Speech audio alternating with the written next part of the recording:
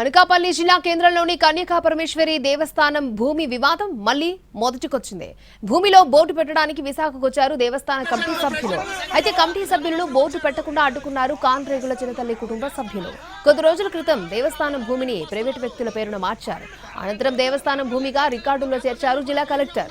ఇక ఆఖరికి దేవస్థానం భూమి పంచాయతీ అనకాపల్లి పట్టణ పోలీస్ స్టేషన్ కు చేరింది.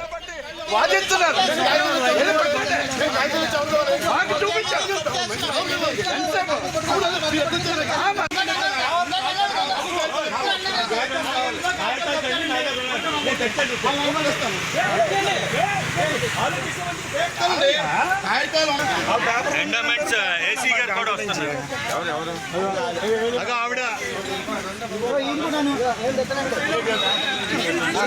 ఇక ఈయన కూడా